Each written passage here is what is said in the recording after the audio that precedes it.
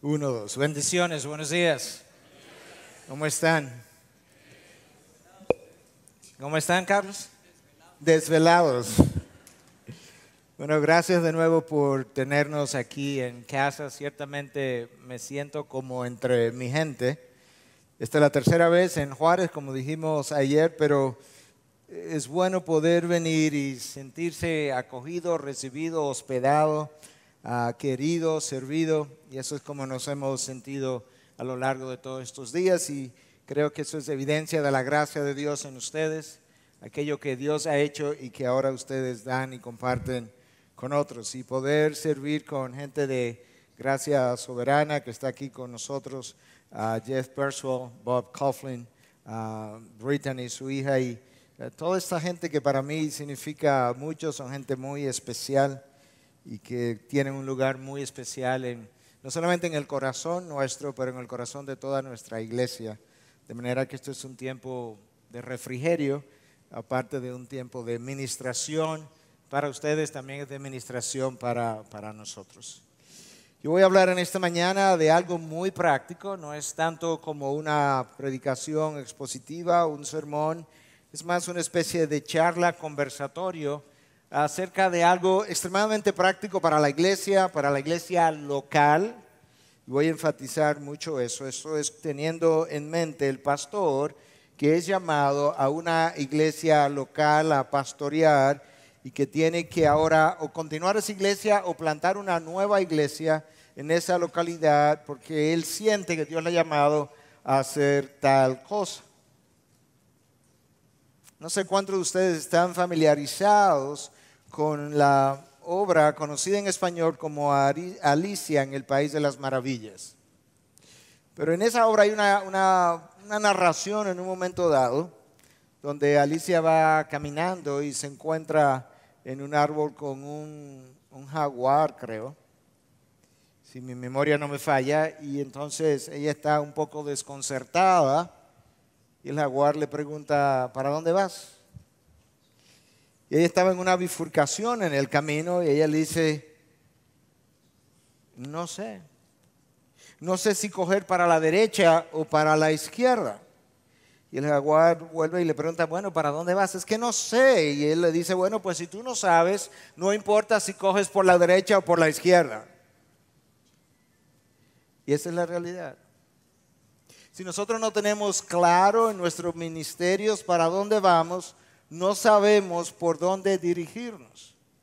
De manera que a la hora de pastorear una iglesia local es de fundamental importancia que además de yo tener la gran sombrilla y prioritaria, que es la palabra de Dios que va a gobernar todo lo que nosotros vamos a hacer en dicha localidad, yo necesito algo más específico para mi iglesia en la localidad y en el lugar donde Dios me está colocando. Porque si no, no sé exactamente cómo dirigirme en ese lugar. La iglesia en Juárez no luce exactamente igual que la iglesia en Santo Domingo, o la iglesia en Estados Unidos, o la iglesia en Chile, o la iglesia en Argentina, o la iglesia en Haití, o la iglesia en África o en Asia. Estas iglesias locales difieren en la manera como hacen iglesias, justamente por estar en localidades distintas. Ellas tienen que seguir un patrón bíblico, pero dentro del patrón bíblico hay diferentes maneras de hacer cosas distintas en las diferentes culturas. Y yo quisiera hablar un poquito de eso de una manera muy práctica en el día de hoy y hablar un poco acerca de cómo desarrollar ese ministerio pastoral con una visión que les pueda guiar. Pero vamos a pausar primero y presentarnos delante de Dios otra vez. Padre, gracias te damos por la oportunidad de poder compartir con tu pueblo aquí en Juárez, con gente que representa diferentes localidades, gente que tiene diferentes necesidades, pero que al final tú tienes cómo llenarlas cada una de ellas. Yo te pido que tú seas con quien expone para que él pueda hablar de una manera clara, de una manera convincente, pero sobre todo de una manera que a ti pueda traer gozo y a ti pueda traer gloria. Pues te lo pedimos en el nombre de aquel que dio su sangre por nosotros. Amén, amén. Uno de los problemas en nuestra región latinoamericana, yo he viajado prácticamente en la gran mayoría, no todos todavía, pero por la gran mayoría de los países de Latinoamérica, comenzando aquí en México y llegando hasta Argentina y Chile. Y los problemas nuestros de la región son muy similares. Uno de ellos es la falta de dirección de la iglesia. Y otro de ellos es que muchas veces estamos tratando de construir el ministerio solos. Alguien me decía en el día de ayer con quien yo hablaba, yo estoy en X nación, pero nosotros nos sentimos solos en el país donde estamos. Y yo puedo decir que cuando llegué a Santo Domingo hace casi 18 años ya, yo también me sentía solo. Y una de las cosas que necesitamos entender es que nosotros no fuimos creados para trabajar de forma aislada. Ninguno de nosotros. Nosotros somos demasiado pequeños para hacer el trabajo de Dios. Y Dios ha revelado eso desde el principio en múltiples libros de la Biblia. Escucha lo que el libro de Eclesiastés dice, tú conoces muy bien este pasaje, capítulo 4, versículo 9 y 10 y luego el versículo 12. Más valen dos que uno, pues tienen mejor remuneración por su trabajo, porque si uno de ellos cae, el otro levantará a su compañero, pero ay del que cae cuando no hay otro que lo levante. Si alguien puede prevalecer contra él, contra el que está solo, dos lo resistirán. Un cordel de 3 hilos no se rompe fácilmente. Salomón, el hombre más sabio que haya existido sobre la tierra, sabiduría dada por Dios, cuando viene meditando y reflexionando acerca del trabajo, dice: nosotros tenemos mucho mejor trabajo, mucha mejor remuneración, somos mucho más efectivos si lo podemos hacer en equipo. Y entonces él explica cómo él entiende que 2 puede hacer mejor el trabajo de 1 y aún 3 mejor aún todavía. Cuando nosotros pensamos en eso, quizás esta frase también nos pueda ayudar, y es que ninguno de nuestros propósitos, ni la suma de ellos, es tan importante como el propósito eterno de Dios para con nosotros. Dios tiene un propósito eterno, nosotros encajamos dentro de ese propósito eterno. Si bien es cierto que ninguno de nosotros está supuesto a trabajar solo, de esa misma manera tenemos que recordar que si ponemos todos nuestros propósitos y los sumamos y lo agregamos, la suma de ellos no es tan importante como el propósito eterno de Dios. De tal manera que si yo no conozco el propósito eterno de Dios para con nosotros, para con su iglesia, entonces el desarrollo de mi iglesia local también va a estar caracterizado por problemas. Si nosotros trabajamos solos, terminaremos desfalleciendo, literalmente. Escucha lo que el suegro de Moisés le dijo en un momento dado, cuando Moisés no había aprendido a delegar y estaba tratando de hacer solo todo el trabajo. Él viene, se aproxima, cuando él ve que Moisés se sienta desde temprano en la mañana, desde la salida del sol hasta la puesta del sol, a oír gente, a oír problemas, a solucionar problemas. Y él le dice: Moisés, con seguridad desfallecerá tú y también este pueblo que está contigo.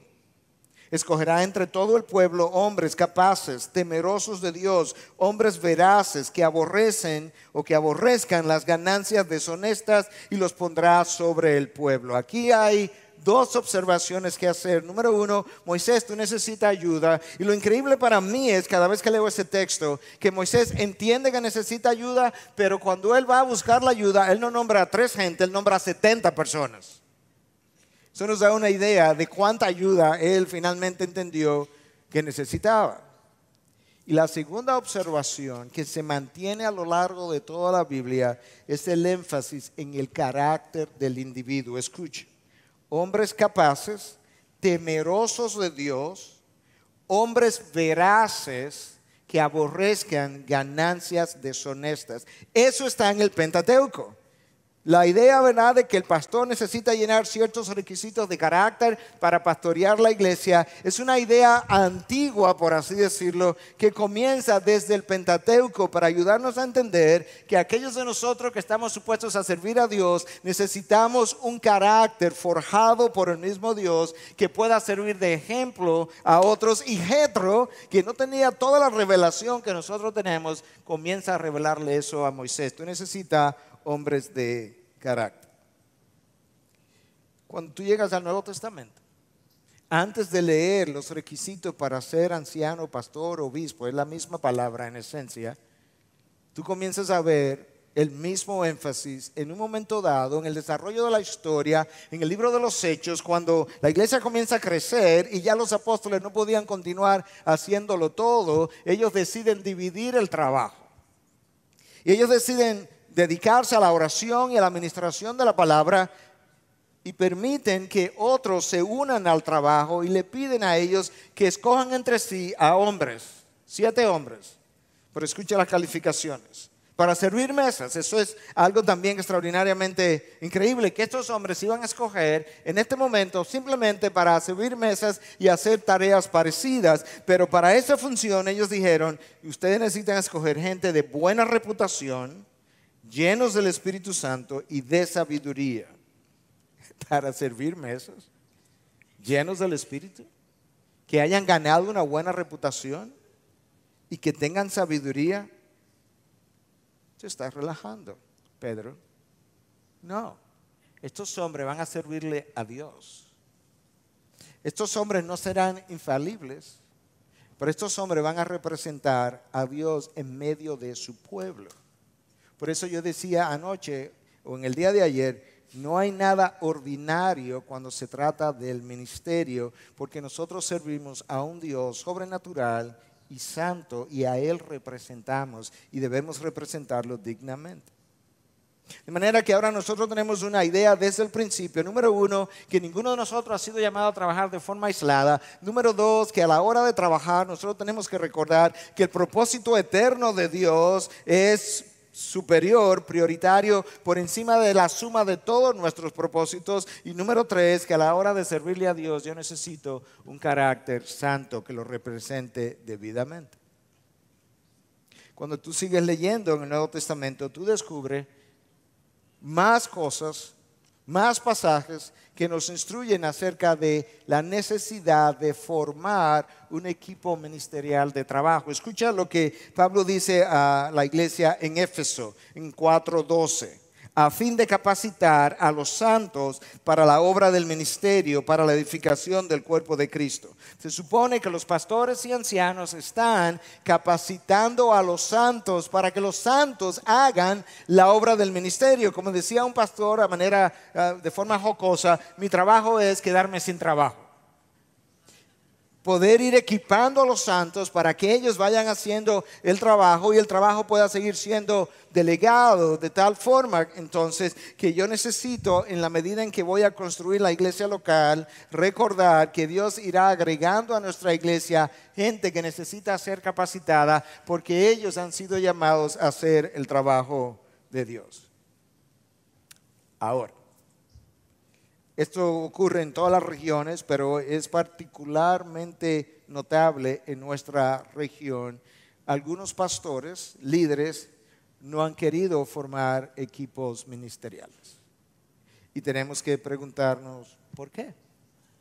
Y las razones pueden ser múltiples. Yo no voy a hacer una lista exhaustiva, pero voy a mencionar algunas. A veces es simplemente falta de instrucción, no, como Moisés, que no tenía, hasta ese momento no había tenido la información necesaria de que realmente él no debía estar haciendo el trabajo por sí solo. Y simplemente falta de instrucción pudiera ser una causa. Pero otras veces simplemente nuestro ego. Nuestro ego no permite competencia, no permite amenazas. Y de hecho, como muchos de nosotros sabemos, en nuestra región, el liderazgo de las mujeres dentro de las iglesias ha sobrepasado por mucho el liderazgo de los hombres. Y en la medida en que yo viajo a diferentes naciones, he notado que frecuentemente pues, el pastor prefiere rodearse de un grupo de mujeres que representan menos amenazas para él que de un grupo de hombres dotados por Dios. Yo no estoy trayendo esto de manera acusatoria, pero algunos de ustedes conocen que soy médico y como médico nosotros siempre investigamos el diagnóstico primero antes de proponer la cura, el tratamiento. Y con frecuencia eso es como yo tiendo a analizar las cosas. A veces temor, a veces inseguridad.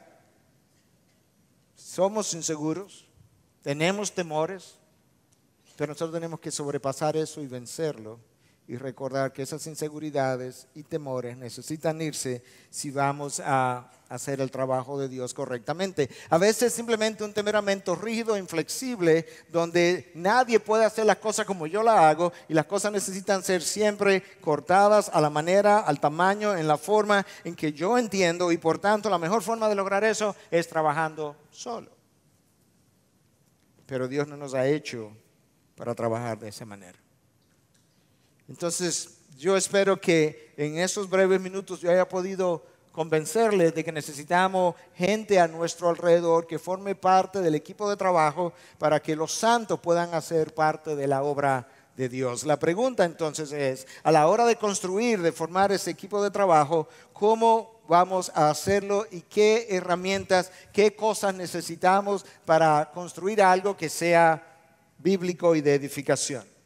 Bueno, en primer lugar necesitamos un fundamento bíblico claro.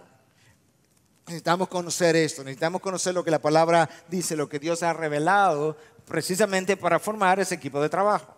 Yo necesito un liderazgo no solamente bíblico en términos de sus dones, talentos, llamados, pero yo necesito un liderazgo con un carácter íntegro. Y eso es algo que nosotros tenemos que enfatizar una y otra vez. Nosotros con frecuencia queremos ir a la carrera y tenemos que ver en la palabra de Dios que nuestro Dios, que existe fuera del tiempo, nunca está a la carrera. Dios no cocina los caracteres de sus hijos en microondas. Moisés estuvo en el desierto 40 años para formar a un hombre. El apóstol Pablo no sale en su primer viaje misionero, sino hasta 7 a 10 años después de haber sido tumbado por Dios.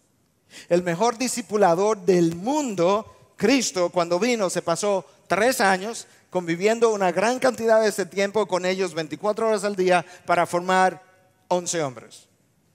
A Judas no lo incluimos. 3 años. Lamentablemente las demandas en el mundo con frecuencia empujan a la iglesia a empujar a sus hombres a ir al campo de batalla antes de que ellos estén listos. Pero eso no es íntegro de nuestra parte. Quizás esta historia, no sé si me la ha escuchado en alguna otra ocasión, pueda servir de algo. No sé cuántos de ustedes recuerdan la explosión del Challenger.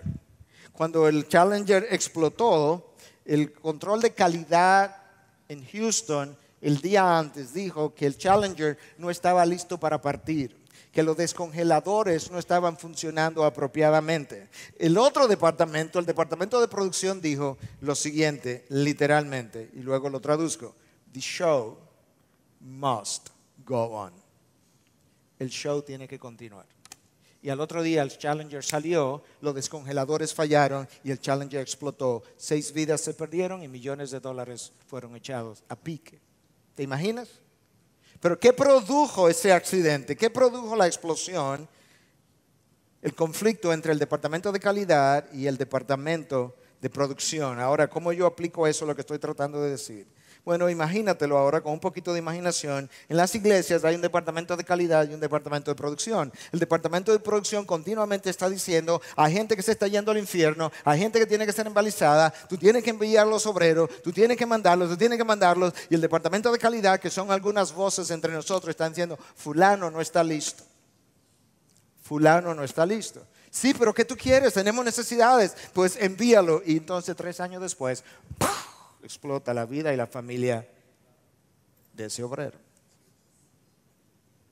Nosotros tenemos que tomarnos el tiempo de formar su carácter.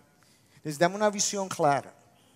Una visión clara, lo que es la visión de Dios para la iglesia en general, y luego lo que es la visión de Dios para una iglesia particular en una localidad. No sé cuántos de ustedes han podido viajar, sentarse a orar y a hablar con pastores, pero es obvio de que la iglesia en una localidad X no es la misma iglesia, no se mueve de la misma manera, no tiene la misma visión que esa iglesia en otra localidad. Varían los niveles de educación, varían los niveles de expectativas, varían las necesidades del lugar, varían los niveles de preparación de los pastores, varían los dones y talentos que son dados en medidas también y en grados, y de esa misma forma entonces las iglesias necesitan caminar conforme a lo que Dios le ha dado a esa iglesia en particular. Tú necesitas una visión clara para esa iglesia. Tú necesitas valores no negociables, lo que en inglés llaman core values. Los valores no negociables te van a servir de medidores para saber si estás comprometiendo la palabra o si estás comprometiendo tu visión, si estás todavía en track, en el camino correcto. Te van a servir para proteger las ovejas. Porque muchas veces el trabajo es tal que nos embarcamos en una serie de actividades que descuidan la vida de las ovejas. Y los valores no negociables van a servir para decirnos, estás violando este valor que está en el corazón de nuestra iglesia.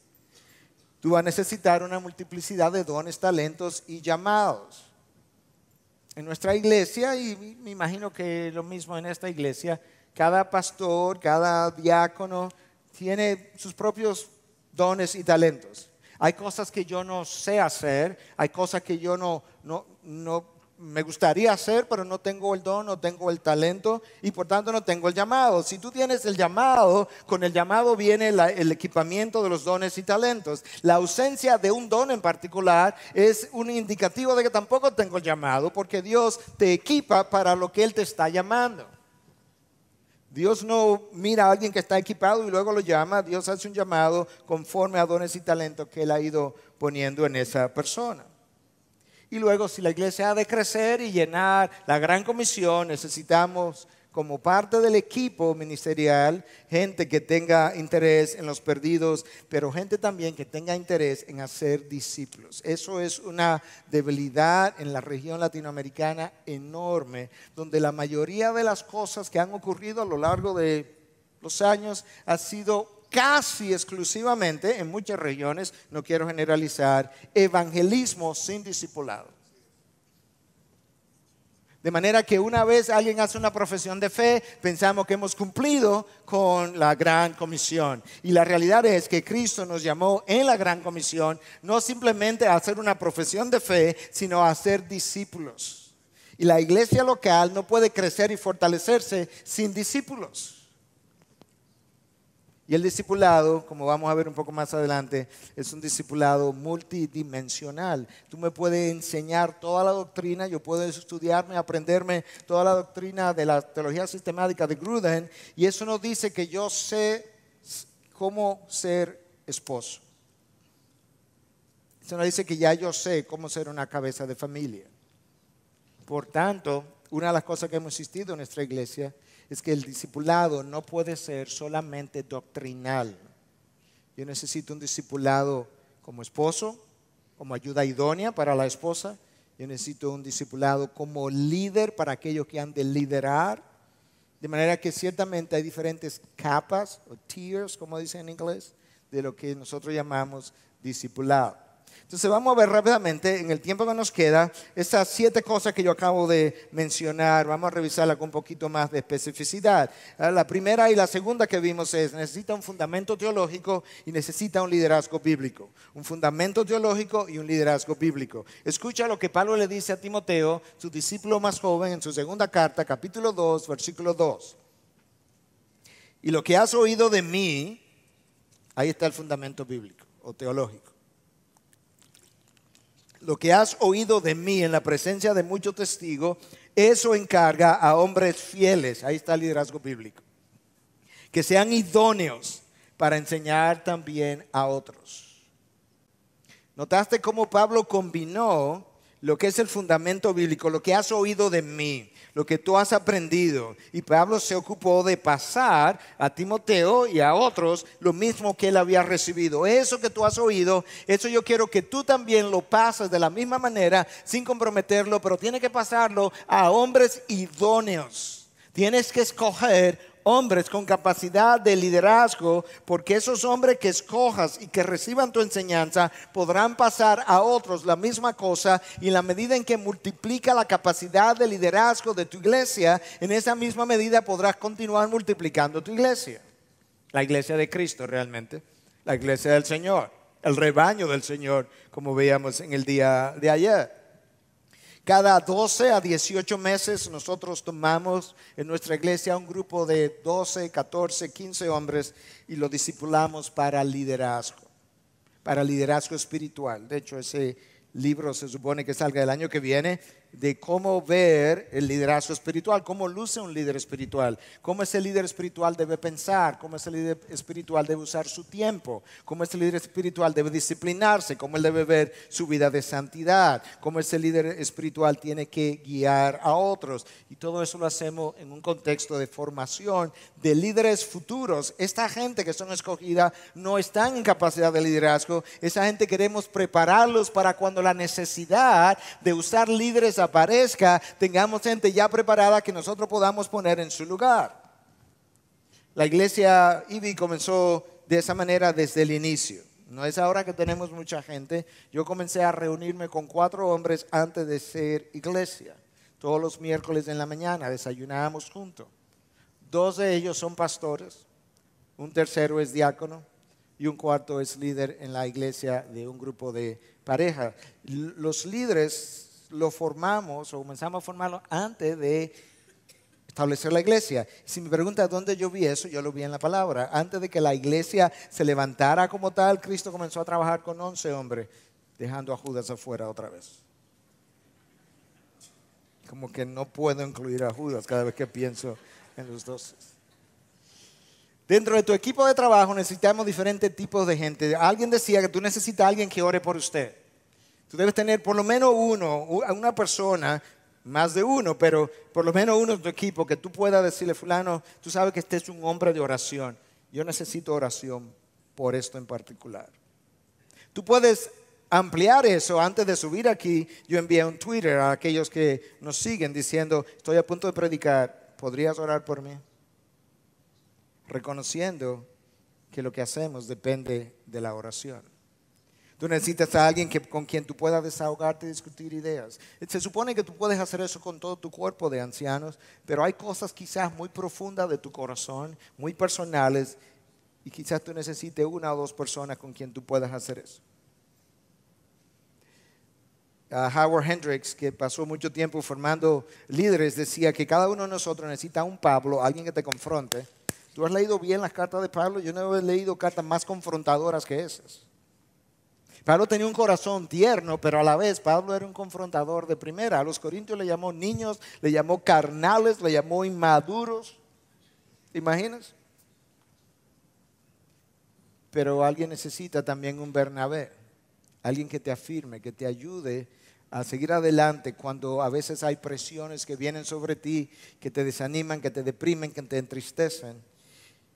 Y nosotros necesitamos un Timoteo, alguien en quien nosotros nos estamos duplicando. Entonces eso te da una idea de cómo el equipo puede seguir creciendo. Necesitamos personas creativas.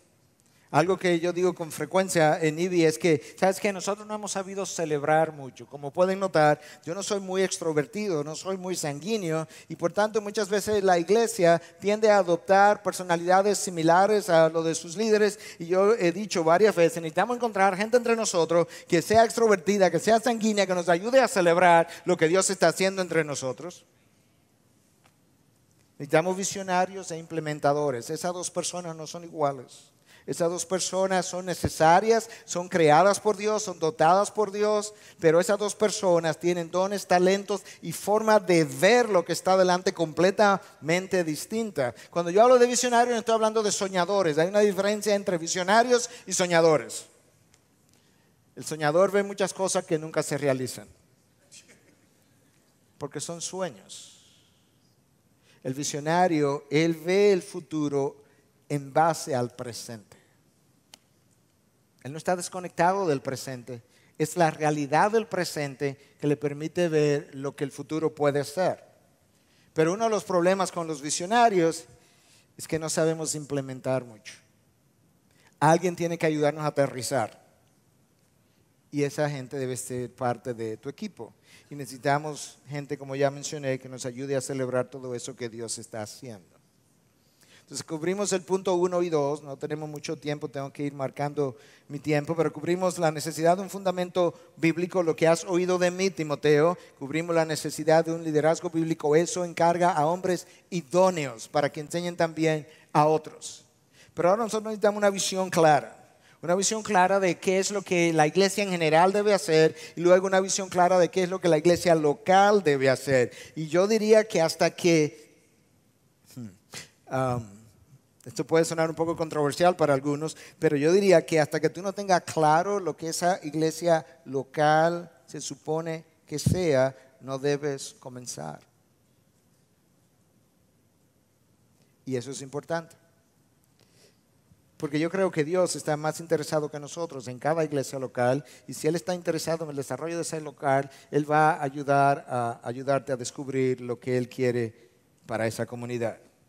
Esa visión es una declaración clara y concisa del objetivo que se quiere alcanzar. En un momento yo voy a tratar de apoyar eso bíblicamente, porque ya en múltiples ocasiones he escuchado gente decir, bueno, yo no creo en una visión para la iglesia porque esa palabra no está en la Biblia. Bueno, la manera como hacemos bodas tampoco está en la Biblia y las hacemos. Es una declaración clara y precisa de qué queremos desarrollar como iglesia, no cómo, qué es lo que queremos desarrollar como iglesia. Entonces hay algunas preguntas que yo debo hacerme a la hora de plantar una iglesia, y si no me la he hecho, yo me la puedo hacer todavía y replantar la iglesia. Una de las cosas donde yo he tenido más oportunidad de invertir tiempo es en replantación de gente que ya está plantada. Pastor, ¿por qué no me funciona esto? Yo tengo un número de años y estas cosas no están caminando. ¿Qué hago? No sé cómo continuar.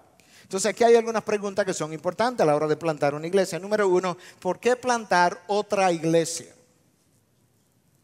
Si tú piensas, por ejemplo, en Estados Unidos, y de diferentes localidades van a diferir, pero el promedio de la iglesia en Estados Unidos de asistencia, según las últimas estadísticas revisadas, es entre 85 y 100 personas.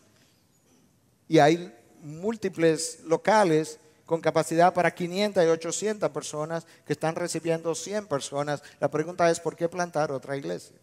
Puede ser que hay una necesidad, pero la tengo clara. ¿Por qué esta iglesia con estas características y no otra? ¿Por qué aquí y no en otro lugar? Cuando yo venía de Estados Unidos, donde estuve 15 años para Santo Domingo, varios de mis ancianos se reunieron conmigo y me dijeron, en ese momento la iglesia donde yo estaba sin pastor, y me propusieron que me quedara en esa iglesia pastoreando. Y yo les decía, es que no puedo. Y me decían, ¿por qué no puedes? Si tú vas a plantar una iglesia y te puedes quedar aquí con una iglesia, no es lo mismo. Tú no puedes hacer aquí lo que vas a hacer allá. No. ¿Pero por qué no? Porque Dios no me ha llamado a plantar una iglesia. Dios me ha llamado a plantar una iglesia en Santo Domingo, donde hay un grupo de gente donde Dios ha colocado en mi corazón, me ha cargado con su necesidad espiritual. Y para ese grupo yo entiendo que Él me está llamando. ¿Por qué ahora y no en el futuro? ¿Por qué no lo puedo hacer dentro de un año? Tú tenías mucho tiempo pensando en eso. Yo tengo como 7 años pensando en esto. ¿Y por qué no lo hiciste hace un año? ¿Por qué ahora y no en el futuro? ¿Por qué este líder y no otro? ¿Por qué tiene que ser tú y no puede ser otro? ¿Cuál es el grupo meta? Cada vez que yo menciono eso, como que la gente comienza a pensar en elitismo. Pero ¿sabes qué? Claramente, en la palabra de Dios, Pablo va donde los apóstoles primeros, le dice, hermanos, Dios quiere que yo le ministre a los gentiles. ¿Ustedes tienen problema con eso? No. Tenemos una recomendación para ti, Pablo. Y es que no te olvides de los pobres. Pedro no recibió ese llamado. Pablo recibe un llamado no solamente para ministrar a gentiles, sino para ministrar delante de reyes que otros no recibieron. El grupo meta es un grupo que Dios está tratando de alcanzar. Cuando hablamos de la ventana 1040, ese es un grupo meta con características que no existen aquí en el norte, en occidente, en Europa. De tal manera que nosotros hablamos de misión y cada vez que hablamos de misión siempre estamos pensando en un grupo meta. en un grupo que queremos alcanzar. Si te va a una tribu, ese es un grupo meta con ciertas características. ¿Por qué ese grupo y no otro grupo? Esa es otra pregunta. Entonces la visión debe responder todas estas preguntas. La visión debe ser clara. Y si hay algo que es interesante en la medida en que tú estudias la historia y estudias a los hombres y estudias cómo nosotros funcionamos, frecuentemente una visión para algo en particular, y esto es cierto no solamente de una nueva iglesia, sino que una visión con frecuencia surge como resultado de una insatisfacción con la condición en la que yo me encuentro ahora. Me encuentro insatisfecho con el status quo. Y Dios crea incluso la misma insatisfacción muchas veces, porque Él te está llamando a otro lugar. Eso fue exactamente lo que ocurrió conmigo estando en Estados Unidos. Había una insatisfacción con el status quo de donde yo estaba. Y Dios me movió. Sin esa insatisfacción, jamás yo me hubiese movido de lugar. La visión mira al futuro, considera el presente, pero mira al futuro. La visión siempre es futurista, porque una vez no es futuro, ya es un logro. La visión siempre será futuro. La visión es un regalo de Dios para su pueblo. No es algo que mi inteligencia crea, no es algo que mi imaginación, yo me encierro en una habitación y fruto de la inspiración humana y toda mi inteligencia, yo vengo con un cuadro claro de lo que debo hacer. Es algo que Dios viene poniendo en el corazón del líder o líderes. Dios va abriendo los ojos, te va sensibilizando a necesidades que Él quiere que tú llenes. Dios va colocando esas necesidades, tus dones y talentos y llamados en la misma dirección, y comienza a surgir un deseo, una pasión por hacer algo que es dada por Dios, porque Él pone en nosotros tanto el querer como el hacer. Y la visión tiene que ser realista. De lo contrario, pues, será simplemente un sueño. Si me preguntas ahora, ¿dónde tú ves eso en la Biblia? Yo voy a comenzar en el libro del Génesis y moverme para ver si realmente nosotros tenemos indicación o indicativos de que en la palabra de Dios hay clara revelación de visiones específicas, aunque no se usen los nombres. A Adán, Dios le dijo: sed fecundos y multiplicados, llenad la tierra, sojuzgarla, ejercer dominio. Le dijo: tú vas a hacer eso bajo mi señorío y tienes una limitación: no comas del árbol del huerto. Adán sabía exactamente qué hacer. Adán no se levanta un día y le dice a Eva: Eva, yo no sé lo que vamos a hacer tú y yo en este jardín. No tengo la menor idea de cómo comenzar. Porque Eva, si conocía la visión, le hubiera dicho: Adán, Dios te dijo, tenemos que multiplicarnos, tenemos que ser fecundos, tenemos que ejercer dominio sobre la creación, tenemos que sojuzgar la tierra, y Dios ha dicho que podemos hacer eso bajo su señorío, pero tenemos una limitación. Él tenía una idea clara de lo que él necesitaba hacer. Abraham no se levanta un día y dice: yo quisiera mudarme del lugar, ¿para dónde voy? Yo creo que sería bueno caminar por ahí. No, Dios se le aparece un día y le dice: Abraham, vete de tu tierra y de tu parentela a la tierra que yo te señalaré. Y Dios le hace una revelación. No estamos esperando que Dios la haga de la misma manera a nosotros hoy, pero Dios tiene un plan con la vida de Abraham, y como tiene un plan con la vida de Abraham, si Abraham no conoce el plan, él no puede llevar a cabo el plan de Dios. Dios tiene un plan para cada uno de nosotros, porque somos hechura suya, creados en Cristo Jesús para hacer buenas obras que Él preparó de antemano para que anduviésemos en ellas. Nosotros no creamos las obras, Él las prepara de antemano y luego me dice: hijo, camina en esa obra que yo he preparado para ti, para mi gloria. Moisés no anda atendiendo ovejas y un día dice: me hace falta Egipto, yo quisiera regresar a Egipto. Me hace falta mi gente. No, Dios se le aparece y le da una visión clara. Mi gente está sufriendo.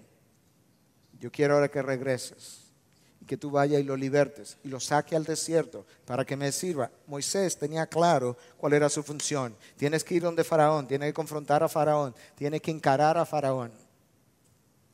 Y cada uno de los profetas tenía claro lo que tenía que hacer. Jonás no es llamado a ser profeta de Dios y Dios le dice: tú lo único que tienes que hacer es predicar la palabra. No, tiene que predicar la palabra a los ninivitas. Los profetas que profetizaron para el reino del norte, Dios los llamó para profetizar al reino del norte. Los profetas que fueron llamados a profetizar al reino del sur, Dios los llamó a profetizar en el reino del sur. El problema es que donde no hay visión, mi pueblo se desenfrena. Proverbio 29, 18. Donde no hay visión, donde no hay claridad, el pueblo no sabe para dónde moverse cuando suene la trompeta. De manera que el rol del pastor, él tiene un rol vital que ejercer como líder dentro de la congregación, porque él tiene que sonar la trompeta y el pueblo tiene que saber para dónde moverse. Ahora, si eso no es suficiente para convencernos de que la Biblia habla de hombres que tuvieron una visión específica que llenar, yo quiero entonces moverme a la más grande visión que jamás Dios le haya dado al hombre para que lleve a cabo. La gran comisión. Escucha, vamos a hacer varias preguntas a la gran comisión. ¿Cuál es la fuente de autoridad de esta visión? Toda autoridad me ha sido dada. Conozco la fuente. Cristo. ¿A dónde voy? Hasta los confines de la tierra. ¿Y qué tú quieres que haga cuando vaya? Que haga discípulos. ¿Y qué le enseño? Todo lo que os he enseñado. ¿Y cómo comienzo? Días después, bueno, tú comienzas en Jerusalén, luego en Judea, luego en Samaria, y de ahí te sigues moviendo hasta los confines de la tierra. ¿Y cuándo comienzo? ¿Mañana? No. ¿Pasado mañana? No. ¿Cuándo? Cuando recibáis poder de lo alto. Cuando recibáis poder, entonces comienza. ¿Dónde? Ya te dije, comienzas en Jerusalén. ¿Te das cuenta? ¿Te das cuenta que la gran comisión tiene las claves claras de qué hacer, cómo hacerla, qué enseñar, cuándo comenzar y por dónde comenzar? La visión es fundamental para el líder. De los beneficios que la visión tiene es que enfoca al líder y su equipo. Múltiples cosas nos son traídas a nosotros o a nuestra atención, múltiples necesidades todo el tiempo como iglesia, y muchas veces tenemos que decir, ¿sabes qué? Eso es una labor noble. Alguien debe hacerla, pero no nosotros. ¿Por qué? Porque no tenemos esa visión para el ministerio. De manera que la necesidad, la visión, te permite decir que sí, te permite decir que no. No de mala manera, no, reconociendo que dones, talentos, llamados, situaciones, localidades varían y por tanto Dios podría tener una visión para un ministerio X que no la tiene para nosotros. Entonces enfoca al líder y a su equipo. Mejora la efectividad y mejora la eficiencia. La efectividad y la eficiencia son hermanas, pero no son iguales. La efectividad tiene que ver con los logros que alcanza. La visión mejora eso. Porque si no estoy equipado y abrazo algo para lo que Dios no me ha llamado ni me ha equipado, mis logros no van a ser muy buenos. Pero por otro lado, mejora la eficiencia. Eficiencia tiene que ver con recursos invertidos, de tal manera que cuando tienes una visión correcta, dada por Dios, implementada correctamente, tanto la efectividad como la eficiencia van a estar en su mejor posición. La visión, si es algo que Dios ha traído a ese pueblo, motiva y entusiasma al pueblo. Una de las cosas que el liderazgo de una iglesia necesita observar cuando está trayendo quizás una nueva etapa de la visión es el entusiasmo o no de parte del pueblo de Dios, porque es parte de la confirmación. No es la confirmación, pero es parte de la confirmación. El pueblo respalda aquello que Dios está trayendo. La visión sostiene el ministerio en curso. El ministerio tiende a desviarse con el paso del tiempo, pero si estás revisando la visión continuamente de a qué fue que Dios nos llamó como ministerio, entonces tú vas a comenzar a corregir intermitentemente el curso o la desviación. Cuando tú miras la gran comisión, tú encuentras estos elementos ahí. Déjame devolver un momentito para revisarlo. Yo decía que la visión enfoca al líder. Sí, porque en este caso de la Gran Comisión tú vas a ser discípulos. Esa es tu visión. Yo dije que mejora la efectividad y la eficiencia. Sí, porque tú vas a ver dónde va a comenzar. Comienza en Jerusalén, tranquilo, aprende ahí. Toma experiencia en Jerusalén. Luego te mueves un poco más y llega a Judea. Luego te mueves un poco más y llega a Samaria. Y luego hasta los confines de la tierra. La evangelización del mundo siguió ese trayecto todo el tiempo. Yo dije que motivaba y entusiasmaba al pueblo de Dios. Claro, cuando Jesús dice, toda autoridad me ha sido dada, por tanto, id, eso implica toda autoridad sobre cualquier circunstancia natural, en la que puedas pensar. Yo tengo autoridad sobre terremotos, yo tengo autoridad sobre ciclones, yo tengo autoridad sobre tsunamis, yo tengo autoridad sobre las bestias de la tierra, yo tengo autoridad sobre hambrunas, yo tengo autoridad sobre sequías, yo tengo autoridad sobre los demonios. Tú puedes ir tranquilo. Gracias, ahora estoy entusiasmado porque tú tienes una autoridad por encima de todo lo que pudiera yo enfrentar. Sostiene el ministerio en curso. Imagínate que alguien dijera, ya terminamos la Gran Comisión, ya paremos, tenemos 2000 años haciéndola, ¿para qué más? No, porque no hemos llegado hasta los confines de la tierra. Hay lugares donde no se ha llegado todavía. Pues continúa. ¿Tú ves que la visión mantiene el ministerio en curso? Provee límites para la toma de decisiones. Sí, claro. Porque Pedro quiere comenzar hoy y Juan dice que no. Porque Juan se acuerda, estoy ilustrándolo, que es hasta que recibamos poder de arriba y eso no ha llegado. Provee límites para la toma de decisiones. Nos anima a tomar riesgo, ir por todo el mundo. ¿Cómo vas a ir por todo el mundo si lugares donde la gente no ha llegado representa una gran amenaza para mí? ¿Sabe cuál fue el testimonio que a mí me hizo salir de 15 años en Estados Unidos con toda la comodidad alrededor? Una práctica lucrativa, enseñando medicina en aquel lugar y de repente, bueno, nos vamos. Es una pareja misionera de apellido Dillinger. Ellos vinieron a nuestra iglesia un fin de semana y él compartió que él se casó un día y una semana después o un mes después se fue al campo misionero y dejó a su esposa en Estados Unidos por 6 meses para que ella luego se uniera a él. Y la manera como él relata el episodio fue extraordinario. Ellos comenzaron a sobrevolar un área donde nadie había entrado en una avioneta con un piloto también misionero y les fueron tirando algunos regalos para ayudarle a entender que ellos eran personas amigas. Y luego entonces, 1 o 2 semanas después, la avioneta aterriza en un llano y él, Dillinger, y su amigo se desmontan y el piloto misionero en su avioneta despega y se va y los deja. A entrar a una tribu donde ellos, nadie había entrado, no conocían si comían gente o no, no hablaban su idioma y esa noche ya ellos se quedaban dentro de la tribu. Bueno, la historia, para hacerla corta, ellos llegan, los reciben bien, le construyeron una chocita rápidamente, durmieron en esa choza, él y su amigo se quedaron ahí. Y ahora, 30 años después, Dillinger y su esposa están en nuestra iglesia mostrando fotos de las iglesias y los institutos bíblicos en todas esas montañas de Filipinas que habían estado creciendo por 30 años. Y cuando él termina su historia, yo estoy ahí sentado y yo entiendo en mi corazón que Dios me dice, ¿y ahora cuál es tu excusa?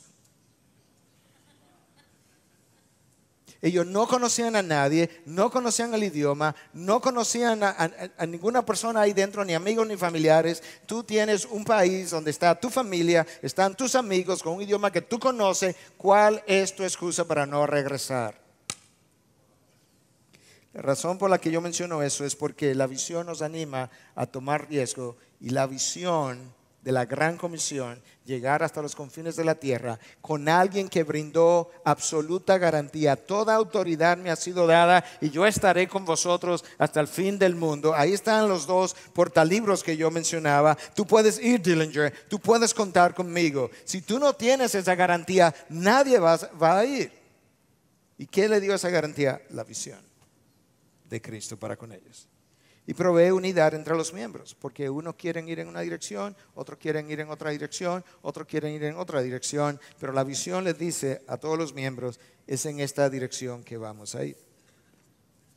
A ver qué tiempo me queda. Número 4, valores no negociables. Core values. Es importante.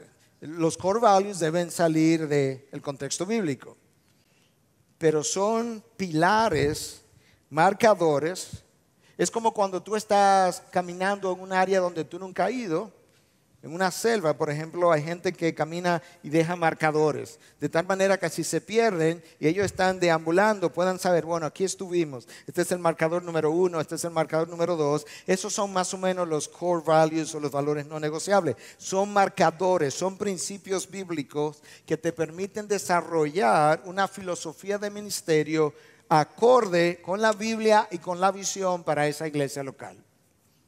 Principios bíblicos que te permiten desarrollar una filosofía de ministerio. La razón por la que menciono filosofía de ministerio es porque en la medida en que tú estudias las iglesias, tú descubres que la mayoría de las divisiones de las iglesias no se dan tanto por asuntos doctrinales. Hay algunas que se han dividido así, pero la gran mayoría de las divisiones se dan por diferencia de filosofía ministerial.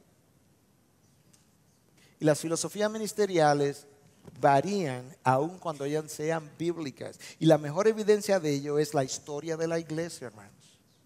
Yo no estoy presentando esto o la filosofía ministerial de nuestra iglesia de IBI como la filosofía. No, yo simplemente estoy hablando de una experiencia con una iglesia local y que tú puedas usar lo que te sirva. Pero la realidad es que en 2000 años de historia, mucha gente ha hecho iglesia en diferentes denominaciones, bíblicamente con filosofías ministeriales distintas.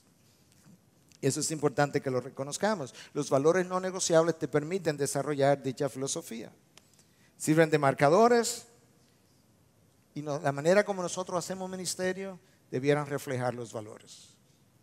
Porque de lo contrario los valores no están siendo protegidos y esos valores deben proteger la iglesia. Entonces, a manera de pinceladas, algunos valores que nosotros hemos puesto ahí en los documentos originales de la iglesia que nos sirvan de ilustración de a qué me estoy refiriendo. Número 1, conocer, amar y glorificar a Dios. Valor número 1. Conocer y amar. Al final, Bob decía durante su ministración que al final lo único que va a contar es tu amor y tu conocimiento de Cristo. Si tú no escribes eso con claridad y luego alguien te pregunta y tú dices, bueno, no, que eso se sobreentiende, ahí está el problema.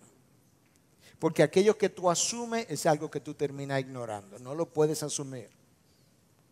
Y la mejor evidencia de que tú tienes que mantener eso en primer lugar y revisar tu vida y revisar la vida de la iglesia es justamente lo que yo mencionaba en el día de ayer en la iglesia de Éfeso. Cuando Cristo le pasa revista a sus 7 iglesias en Asia Menor, en lo que hoy es Turquía, Él comienza por Éfeso, que quizás fue la iglesia madre de las otras. Él comienza por Éfeso y comienza a decirle a Éfeso todo lo que ha hecho bien. Y le dice, yo conozco, la palabra ahí en el original implica un conocimiento absoluto, completo, minucioso. Yo conozco todo acerca de ti.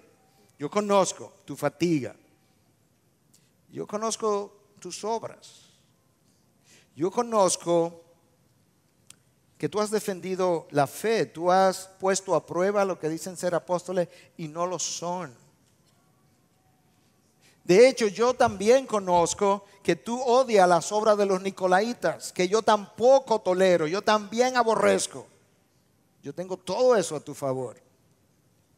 Pero yo tengo algo contra ti, Éfeso.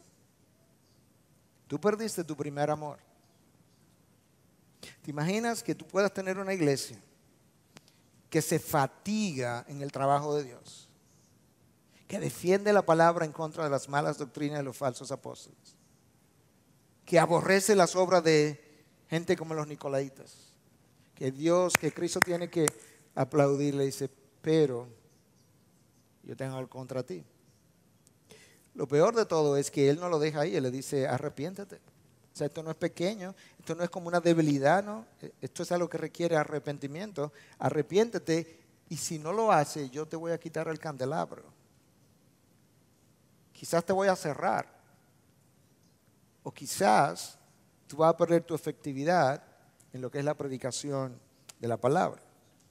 Entonces, valor número 1, tienes que conocer, amar y glorificar a Dios. Número 2, la palabra como la máxima autoridad. De tal forma que aquellas cosas que hace necesitan ser amparadas por la palabra. Tú necesitas una adoración cristocéntrica. De manera que nosotros podamos entender que el Antiguo Testamento apunta a Cristo, el Nuevo Testamento gira alrededor de Cristo. Necesita una adoración cristocéntrica, pero bíblicamente informada. No puede ser una adoración emocional simplemente, sino que mi mente tiene que ser informada con la palabra de Dios y que sea la palabra de Dios la que levante mis emociones. No estamos en contra de las emociones, Dios nos creó con emociones, pero las emociones tienen que ser levantadas por la información que sale de la palabra misma. La diferenciación entre lo extraordinario de Dios y lo ordinario de los hombres. Yo no voy a entrar en los detalles de eso ahora, hermanos, porque eso pudiéramos pasar una hora hablando de eso. Pero tú y yo necesitamos recordar que Génesis 3 está en la historia de la redención. Y frecuentemente cuando gente me pregunta, me hace preguntas de diferente índole, yo muchas veces le digo, ¿tú quieres que te conteste antes de Génesis 3 o después de Génesis 3? Porque después de Génesis 3 el panorama cambió completamente. Y a partir de Génesis 3 yo voy a tener que hacer cosas porque nosotros nuestra condición caída la necesitamos, aunque en Génesis 1 y 2 no hubiesen tenido la menor importancia. Yo he leído de psicólogos, he oído padres decir, esto es una ilustración que no tiene que ver con la iglesia, pero ilustra lo que estoy tratando de decir. Que es bueno que los padres se bañen con sus hijos en sus primeros años para adquirir, sobre todo el papá con los varones y aún con las hembras muy temprano, para que adquieran una idea sana del sexo, de la sexualidad. Pastor, ¿qué usted piensa? ¿Antes de Génesis 3 o después de Génesis 3? Porque después de Génesis 3 yo te voy a decir lo que yo sé para luego pensar de manera general. Yo he dado consejería a mucha gente que ha abusado niños que ni siquiera eran suyos y otros que han sido abusados por sus propios padres. ¿Tú quieres una recomendación general de esa práctica? ¿O eso es algo particular para esa familia? Y de esa misma manera, entonces, cuando tiene que ver con la diferenciación entre lo ordinario de Dios, lo extraordinario de Dios y lo ordinario del hombre, nosotros necesitamos recordatorios visuales de que Dios no es mi buddy, no es mi pana, no es mi compañero. Dios es el Dios del universo, Rey y Señor, en toda su majestad, en toda su santidad. Yo necesito eso para que yo no lo confunda con otra cosa. En la India, por ejemplo, hay una forma como los hijos se dirigen a sus padres que quizá no ayuda a entender un poco parte de lo que estoy tratando de comunicar. En la India, la palabra para papá es algo así, quizá no lo pronuncio exactamente, como pita, y la palabra para mamá es mata.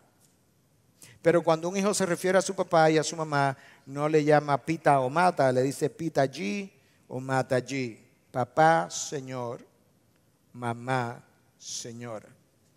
Es una manera de la cultura en la India decir, yo soy tu papá, pero yo tengo también cierta autoridad sobre ti. Y el Señor, señora, te lo recuerda.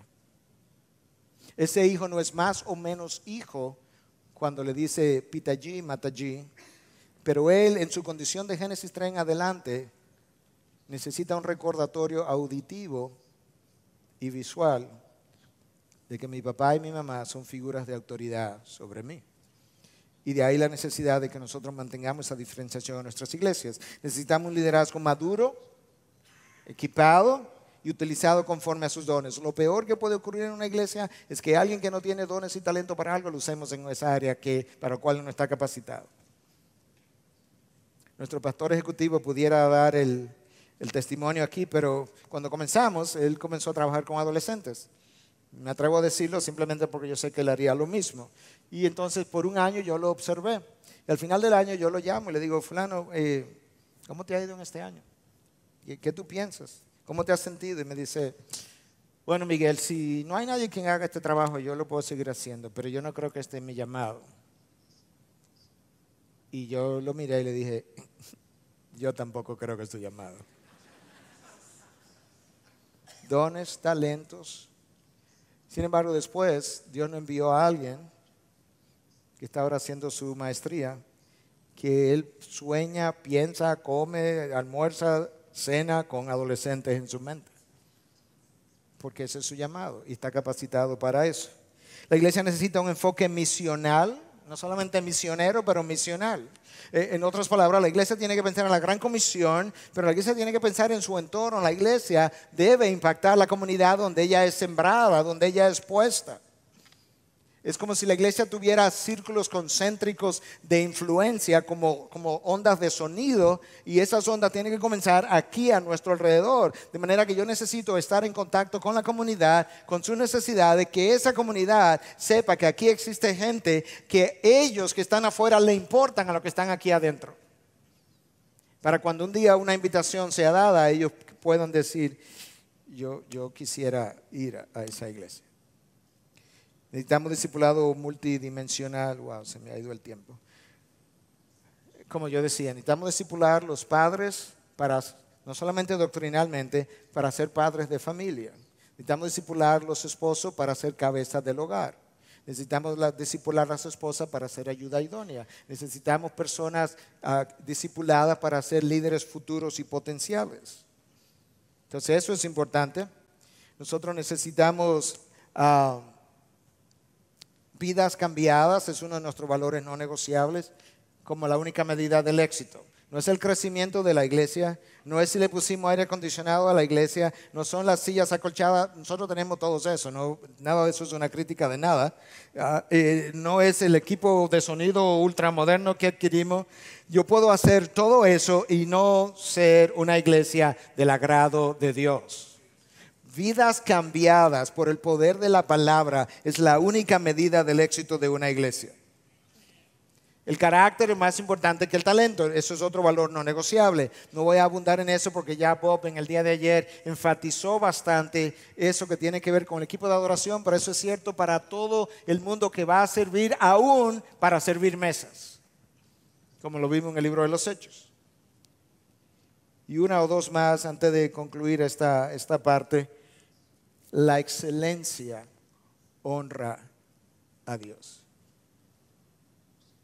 Si hay una debilidad en nuestra región latinoamericana, y no lo hago como una forma crítica, sino con una especie de dolor, es la falta de excelencia en lo que hacemos. Si nosotros representamos a Dios y representamos su carácter, representamos todos sus atributos, y si hay algo que yo recuerdo que Pedro escribe, es que nosotros somos pueblo santo, nación santa, pueblo santo, adquirido como posesión de Dios. Que nosotros fuimos sacados de las tinieblas a su luz admirable. ¿Para qué cosa? Para proclamar sus virtudes. Otras traducciones dicen sus excelencias. Esa excelencia permea todo el carácter de Dios.